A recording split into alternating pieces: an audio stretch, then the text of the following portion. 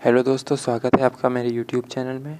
तो दोस्तों, इस वीडियो में मैं आप लोगों के लिए हिंदी क्लास 11th आरोह का चैप्टर फर्स्ट लेकर आया हूं, जो कि है नमक का दरोगा, और जिसको लिखा है प्रेमचंद्र जी ने। तो यदि आप मेरे चैनल पर नए हैं और मुझे सपोर्ट करने के लिए नीचे लिखे रेड कलर के सब्सक्राइब बटन पर क्लिक करके मेरा चैनल सब्सक्राइब करते हैं और बेल आइकन को भी दबा दें। इससे मुझे नई वीडियोज़ बनाने का मोटिवेशन मिलता है। तो दोस्तों, ये कहानी शुरू होती है नमक विभाग से कि नमक विभाग में दरोगा पद के लिए नई नौकरियां निकली थी, जिसके लिए बड़े बड़े लोग, वकील तक भी लाइन लगाए खड़े थे, कैसे भी कैसे उनको ये नौकरी मिल जाए। उसमें तनख्वाह तो बहुत अच्छी नहीं थी, लेकिन ऊपरी आय मतलब रिश्वत बहुत ज़्यादा मिलती थी। तो इस नौकरी के लिए सभी बड़े लोग लालायित थे। तो ये कहानी शुरू होती है मुंशी बंशीधर से। वो भी सीधे साधे आदमी थे और अपने घर से नौकरी के लिए निकल पड़ते हैं। और जाते टाइम उनके पिताजी उनको समझाते हैं कि नौकरी में तनख्वाह ही सब कुछ नहीं होती, ऊपरी आय भी बहुत आवश्यक है। तनख्वाह तो सिर्फ पूर्णमासी का चांद होती है, जो एक बार मिलती है और पूरे माह धीरे धीरे ख़त्म होती जाती है। लेकिन जो रिश्वत होती है वो ऊपरी आय होती है, उससे बरक़्क़त होती है। यह उसे ईश्वर का आशीर्वाद बताते हैं। बेटे को यह सब बताकर और कहते हैं, तुम ऐसे भी इतने होशियार हो, मेरी बात समझ गए होगे। यह सब बेटे को बताकर नौकरी ढूंढने के लिए विदा कर देते हैं।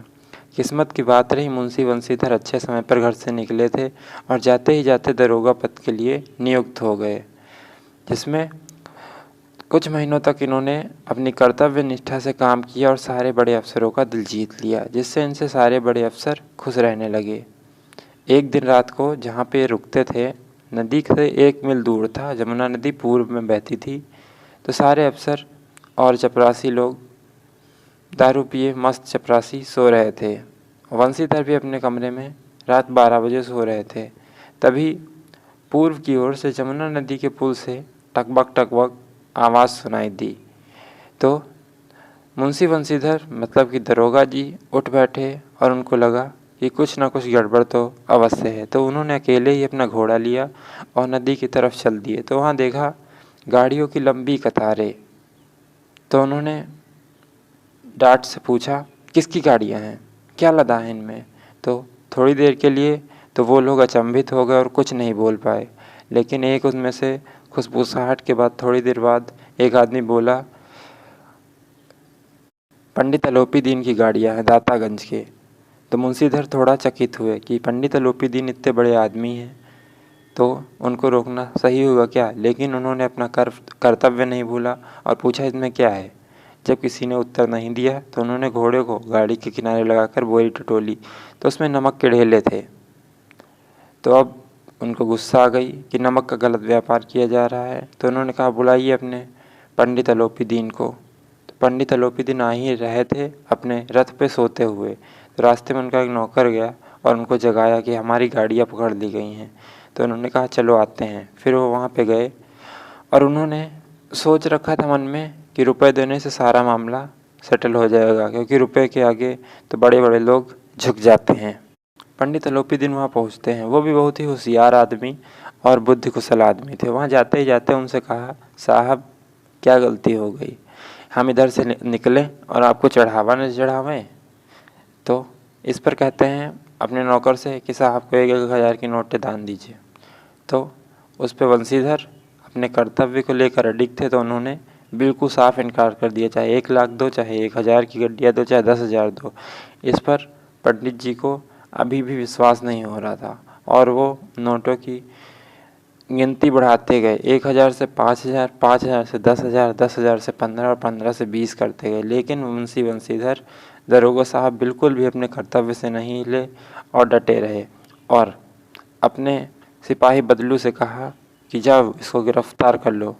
तो बदलू नहीं बढ़ पाया, क्योंकि वह छोटा आदमी था और पंडित अलोपी दीन बहुत बड़े। तो पंडित जैसे ही बदलू आगे बढ़ा तो पंडित अलोपी दीन पीछे खिसक गए और कहने लगे, साहब क्षमा कर दीजिए, बहुत ही अच्छे हृदय से। लेकिन मुंशी बंशीधर भी अपने कर्तव्य से बंधे हुए थे, इसीलिए उन्होंने उसको पकड़ ले गए और रात भर जेल में रखा और अगले दिन उनको अदालत में पेश किया जाना था। जब अदालत में पेश किया जाना था, तो क्योंकि अलोपीदीन बहुत ही बड़ा आदमी था, इसीलिए अदालत के चपरासी, वकील और यहाँ तक कि बड़े बड़े लोग भी उसके लिए काम करते थे। चपरासी तो फ्री में उसके लिए काम करते थे, उसको सलाम करते थे।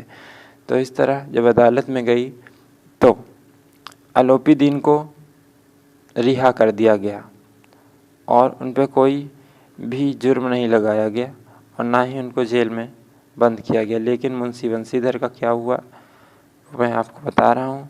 मुंशी बंशीधर फंस गए, इस पे धन की जीत हो गई वहाँ पर। और मुंशी बंशीधर जब बाहर निकले कोर्ट से तो उनको ताने सुनाए गए, जिससे वो बहुत ही दुखी हो गए। और इस तरह कुछ ही हफ्ते बीते थे नौकरी करते हुए इस केस के बाद कि उनको अपनी नौकरी छोड़नी पड़ गई और वे घर आ गए। इस पर बाबूजी भी उनके बहुत नाराज़ हुए और अपना सिर पीट के रह गए और कहते थे, कहा था इस निसंतान से, इस बेवकूफ़ से, ऐसी संतान तो होना ही बेकार है। इस तरह की बातें करने लगे तो मुंशी बंशीधर जी बहुत ही दुखी हुए। लेकिन कुछ ही दिन बाद पंडित अलोपीदीन उनके घर आते हैं अपने बढ़िया रथ से, 2 बैलों की मछली घोड़ी, गले में हरे धागे की रस्सी और पीतल के उनके सींग जड़े हुए। अलोपीदीन आते हैं, उनके घर आते हैं तो सबसे पहले मुंशी बंशीधर के पिता दरवाज़ा खोलते हैं और अलोपीदीन को देखते हुए कहते हैं, बहुत भाग्य हमारे कि आप हमारे घर पधारे और इस दुष्ट को क्षमा कर दीजिए, ऐसी संतान तो होना ही बेकार है। तो इस पर पंडित अलोपीदीन जी कहते हैं, ऐसा बिल्कुल नहीं है। और पंडित अलोपीदीन जी आते हैं घर में और मुंशी बंशीधर को बुलाते हैं और इस पर मुंशी बंशीधर उनसे क्षमा भी मांग लेते हैं उस दिन की दुष्टता के लिए। और इस पे अलोपीदीन एक स्टाम्प निकालते हैं जिस पे उनको मुंशी बंशीधर को अपने यहाँ नौकरी पे रख लेते हैं और अपनी पूरी संपत्ति का स्थायी मैनेजर घोषित कर देते हैं। इस पर मुंशीधर जी कहते हैं कि इतनी हमारी कहाँ औकात कि हम इस पद के लिए माने। लेकिन अलोपीदीन जी कहते हैं, मुझे ऐसे ही एक कर्तव्यनिष्ठ आदमी की ज़रूरत है जो अपना कर्म करे और अपने कर्म से अडिग ना हो, इसलिए आप इस नौकरी के लिए बिल्कुल ही श्रेष्ठ हैं। तो इस पर मुंशीधर कहते हैं, जैसी आपकी आज्ञा प्रभु। तो वो इस पद के लिए मान जाते हैं और उनको सालाना 6-7 हज़ार रुपये वार्षिक वेतन और खाना रहना सब फ्री मिलता है। तो ये कहानी यहीं तक। इस कहानी में धर्म की और कर्म की जीत होती है रुपयों पे। तो दोस्तों, यदि आपको मेरा वीडियो पसंद आया हो और अगर आप मेरी वीडियो देखते हैं तो प्लीज़ नीचे लिखे, मुझे सपोर्ट और मोटिवेट करने के लिए नीचे लिखे रेड कलर के सब्सक्राइब बटन पर क्लिक करके मेरे चैनल अभी सब्सक्राइब कर लें और बेल आइकन को भी दबा दें। इससे मुझे नई वीडियोस बनाने का मोटिवेशन मिलता है दोस्तों।